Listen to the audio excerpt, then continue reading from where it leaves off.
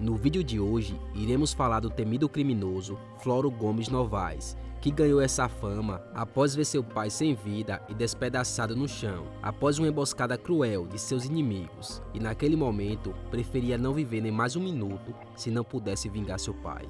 E assim começa a terrível saga de Floro Novaes, como fora da lei, que para os seus inimigos era um cruel e frio pistoleiro de aluguel, com mais de 120 mortes nas costas, mas para seus aliados era um justiceiro que só matava por vingança, sendo apelidado como o Vingador das Alagoas. Pessoal, e antes de começar, se vocês gostarem do conteúdo, não esquece de curtir e me seguir. Estamos com a meta de bater 30 mil inscritos, então me ajuda aí, beleza? É isso e vamos para o vídeo. Floro nasceu em uma fazenda, zona rural do povoado, na época pertencente ao município de Santana do Ipanema, o Capim, que somente foi desmembrado e tomou o título de cidade em 1959. Pequeno torrão, que não somava 8 mil habitantes. A Fazenda Boa Vista era um conglomerado de casas humildes, raramente construídas em alvenaria, a maioria das residências dando-se preferência à taipa. Lá viviam os Gomes Novaes e seus agregados. O pai de Floro Novaes, Ulisses Gomes Novaes, era um marchante, trabalhador que operava matando e curtindo as carnes dos bovinos e cabrinos, para nos dias de feira e vendê-las, e assim sustentar a família. Seus filhos, Floro Gomes Novaes, João, Antônio e Maurício Chapéu de Couro, outro que virou um terrível pistoleiro e que eu tenho um vídeo aqui, eu vou deixar no card, tá? Ainda eram muito jovens para poder ajudar seu pai. Ulisses Gomes era muito respeitado pela sua hombridade e conhecia muita gente, pobre e rica, de influência ou não, inclusive Enéas Vieira, futuro arqui-inimigo de Floro. Enéas Vieira foi o mandante da morte do pai do Floro, e para entender um pouco mais da periculosidade desse criminoso, a gente vai falar dele agora, tá? Enéas Vieira de Oliveira era um homem tão temido quanto odiado em todo o município de Santana do Ipanema. O homem era envolvido em tantas intrigas que todos os domingos em que se trajava para ir à missa dominical, na sede municipal ou no povoado, na segunda-feira aparecia morto. O clã Vieira fazia maldades nos caracteres da pura ambição política de dominar o povoado do Capim a todo custo. Havia uma única mercearia em todo o lugarejo e pertencia justamente a Enéas e ao seu pai, o famoso Mano Vieira, assentado no Baratano sertanejo desde seus ancestrais e a quem todos deveriam curvar-se quando em passagem. Essa dita venda era monopolizadora de todos os produtos que um capinhense quisesse adquirir, mesmo que esse só pudesse ser encontrado em centros maiores, como Santana. Esse monopólio era literalmente acordado pelas armas. Não são poucos os relatos de alguns que ousaram comprar sua farinha, talvez um pouco mais fina e saborosa do que a da venda do Enéas, e nem tiveram tempo de misturá-la ao feijão para o almoço do mesmo dia. Os Vieiras mandavam e desmandavam no município e naturalmente sofriam represálias cotidianamente, porém domavam todas elas. Um exemplo foi quando a maior tragédia que o povoado do Capim presenciou até então ocorreu em 1935. Era terça-feira, dia de feira no povoado, e os Vieiras, uma das famílias mais influentes do sertão alagoano, provocou um tiroteio no centro do local. A briga acabou com um carro de boi carregando os corpos dos pistoleiros Temazinho Nunes, Neco Paraibano e Pedro Firmino. Os cadáveres foram jogados numa valeta qualquer por detrás da rua principal do vilarejo. Os pistoleiros eram inimigos de Enéas, então dá para perceber que a família Vieira e seu chefe, Enéas de Oliveira, dominavam a região por meio de muita brutalidade e medo. Porém, apesar dos Vieira serem bastante encrenqueiros, o pai do Floro, Ulisses Gomes, sendo de uma família humilde, era bastante respeitado e conhecia o clã Vieira. E por conta de conhecer e se dar bem com todos, Ulisses teria o seu fim da forma mais cruel possível. Tudo começou em novembro de 1951, quando Edberto Vieira, cunhado de Enéas, segredou a Ulisses que pretendia mandar matar Manuel Roberto. Edberto era um moço afamado como encrenqueiro na região e que não havia nada no mundo que o impedisse de cumprir o ato, já que era da família Vieira que aterrorizava o povoado. Ulisses, pai de Floro, como era próximo de ambos, do feroz rapaz e do jurado de morte, teve pena de Manuel Roberto e aconselhou-lhe a passar um tempo fora do lugar, até a raiva de Edberto arrefecer um pouco. Nisso, Roberto, em um rompante de desespero, quem sabe se por recusar-se a fugir e abandonar sua fazenda, ou imaginou não ter nem mais tempo de fugir, rumou a Santana para falar com o delegado, que também era farmacêutico, chamado Carola, em busca de proteção do Estado. O delegado prometeu assistência, porém, chamou para prestar depoimento a família Vieira, Ulisses e Roberto. Os Vieira, como era de esperar-se, tudo negaram, isto é safadeza de Ulisses, esse cabra tá mentindo.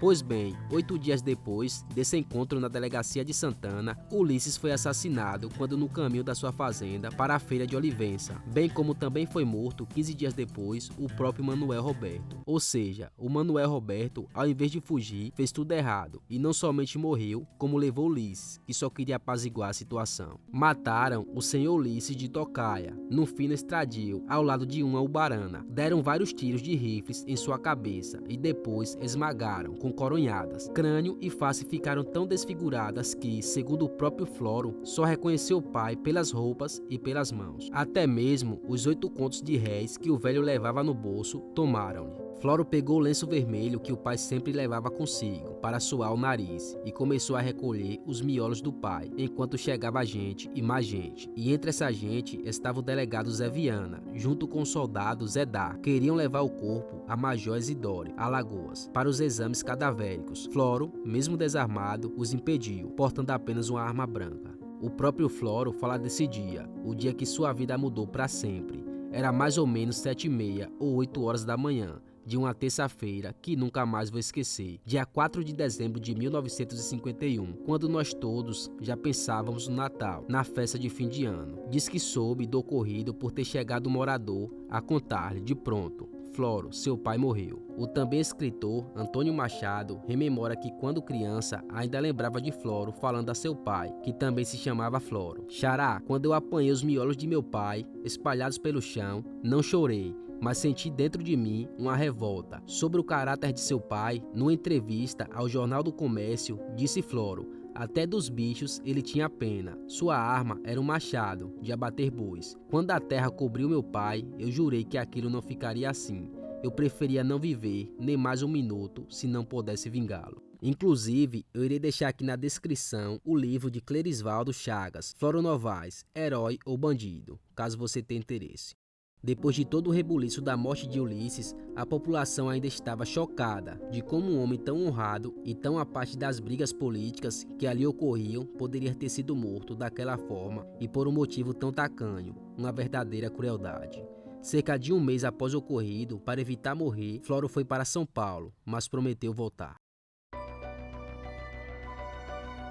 Os Vieira mandavam e desmandavam no município e não esperavam que seus poderes políticos, econômicos e bélicos seriam desafiados por um menino franzino de 18 anos de idade, prometendo vingança enquanto olhava a massa cefálica do seu pai. Mas assim aconteceu. Não demorou muito, o jovem retornou de São Paulo. Ele estava maquinando a sua vingança enquanto estava fora e fez uma lista dos culpados da morte do seu pai. E de um a um, eles iriam ser mortos pelo Floro. E foi logo matando 2 dos assassinos de seu pai. Um deles, João José, morreu na bodega de seu primo, Bida, em Capelinha. Domingo, era dia da feirinha do povo de Capelinha e fazia um tempo que o seu pai havia sido assassinado. Floro encontrou João José conversando com o delegado local numa mercearia. Com 19 anos, magro, não se intimidou e se aproximou do matador do seu pai e disse: prepare seu caixão, você nunca mais vai matar pai de homem. E em seguida executou o assassino do seu pai. Floro Novaes atirava muito bem e utilizava pequenos alvos. Nessa foto, ele está com uma largatixa para treinar sua destreza com 38. Floro Gomes Novaes não se apartava de um revólver calibre 38, da marca Smith Wesson, que fazia peso na cintura e cujo apelido dera a essa arma de salamanta. A tiracolo, em um dos bornais, levava o seu famoso Colt 45, a quem chamava de Cobra Preta, justificando o apelido por dizer que Cobra Preta não mordia, mas engolia as outras. As demais armas de Floro também possuíam apelidos, como o eficiente mosquetão, modelo 1922, chamado por ele de Alecrim.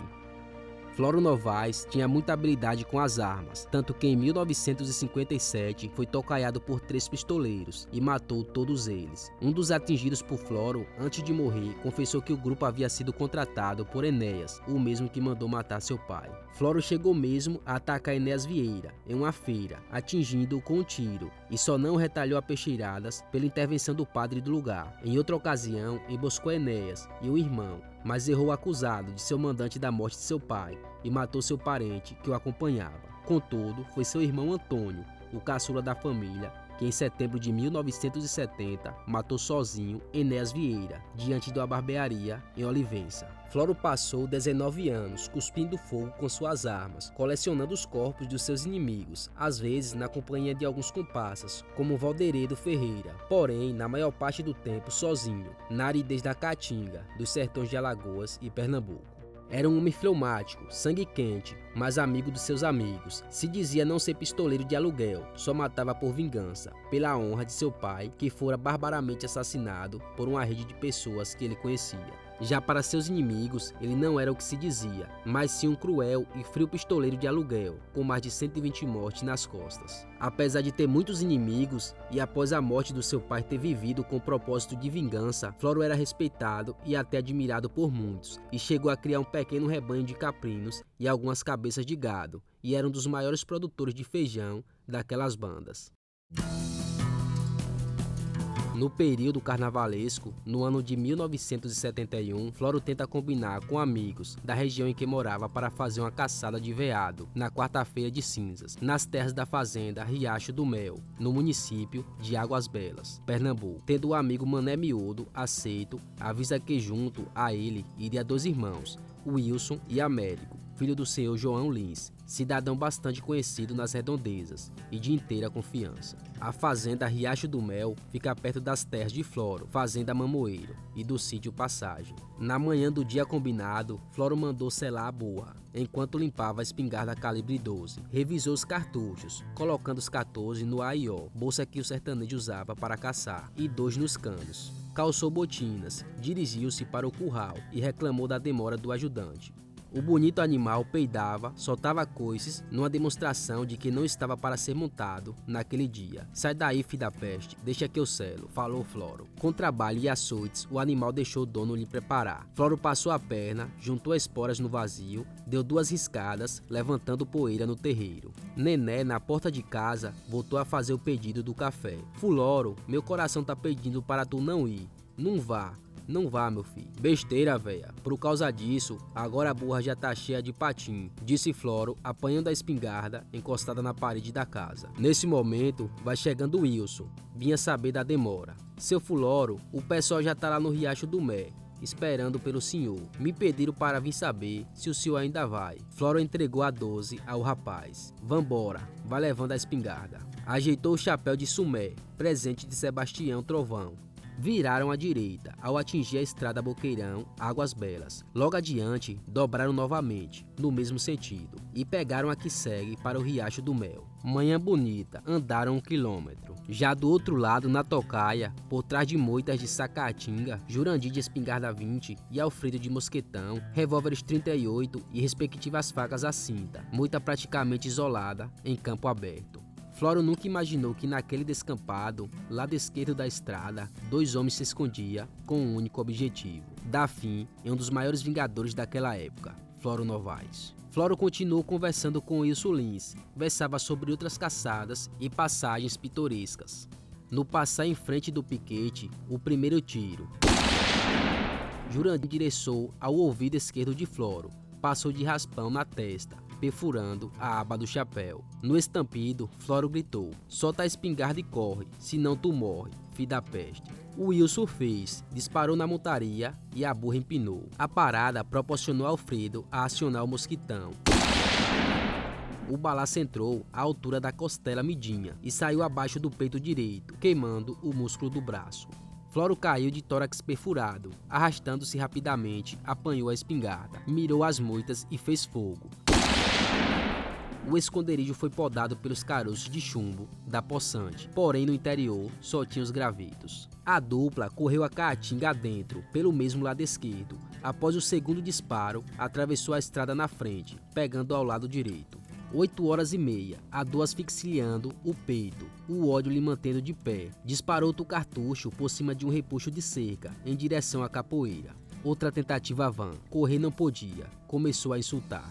Vem pra cá, amarelo safado, pra gente morrer trocando tiro. E tome tiro. Ficou brigando e falando sozinho. A burra havia fugido, começou a caminhar de volta, sacrificado. Atravessou a cerca para atalhar caminho, agarrando em tudo que se visse de apoio, encurtava distâncias. Dor e raiva aumentando, parava, recarregava a arma e insultos. Corre, filho da peste, tu nem é um homem mesmo, corno safado, mais um tiro a esmo. Os agressores já haviam chegado a Umbarana, onde deixaram seus aiós. Lastimava Jurandir, apreensivo. O serviço foi mal feito, perdemos a caçada. Pior é que ele tá vivo e viu a gente, completou Alfredo. Na realidade, a Umbarana estava na rota do ferido. Todos convergiram num só ponto. Após o atentado, os velocistas, com tempo suficiente para alguns goles, serenou os nervos na fuga. A cachaça passou queimando gargantas. Na partida, o barulho, garranchos quebrados, resmungos de ira. Olha quem vê ali, disse em voz baixa Jurandir. É o homem de novo, completou. Abaixe-se, apontando as armas. A dor retira os reflexos, disparos quase simultâneos. O tiro de mosquetão atingiu o encontro da perna direita, partindo-a. O de espingarda, peito esquerdo, cravou 5 rolimãs abaixo da clavícula, junto ao coração. Floro deu um pulo, urrou igual fera atingida de surpresa. No cair acionou o gatilho na copa da Ubarana. Correram. Jurandir parou adiante. Vou pegá-lo de revólver. Não vá não, que você não sabe com quem mexeu, advertiu Alfredo. Nesse instante, ouviram o berro. Tu me paga, filho da peste. Pique final. Ferido mortalmente, não recarregou a arma, nem disparou mais. Restava cheio um cartucho. Talvez por precaução, encostou no tronco de um catingueiro, arriando, espingarda em punho, descarta-se da bota da perna ferida, cutucando-lhe o calcanhar com o bico da outra. O último esforço. Tu me paga. Última fala. E assim acaba a vida de um dos maiores criminosos que passou pelo Nordeste, que de um franzino garoto de 18 anos, motivado pela vingança, se tornou um dos maiores fora da lei que o Nordeste já viu, sendo comparado até com o rei do cangaço, o Lampião. Sem sombra de dúvidas, Floro é uma figura enigmática, adorado e respeitado por alguns e odiado por outros. O fato é que não podemos negar que o Floro com certeza marcou a história e a cultura do nosso amado Nordeste. O corpo do afamado justiceiro passou por Águas Belas, Poço das Trincheiras, Santana de Ipanema, Olho d'Água das Flores, Guaribas e finalmente sepultado em Jacaré dos Homens. Ninguém conseguiu fotografar o corpo de Floro, e apesar de estar presentes repórteres de vários estados do Brasil para mostrar o afamado pistoleiro, sua esposa, justamente com familiares, não permitiu que se fotografasse o morto, simplesmente para que seus inimigos não se jubilassem vendo o cadáver de Floro. Pessoal, e esse foi o vídeo de hoje. Eu irei deixar na descrição um livro que conta a história de Floro. É muito bom e fala com muito mais detalhe sobre a sua vida e morte, tá? Então, se você, assim como eu, é apaixonado pelas histórias do Nordeste, você vai adorar. É isso, não esquece de curtir e me seguir. Estamos com a meta de bater 30 mil inscritos. Então é isso, um abraço, fiquem com Deus.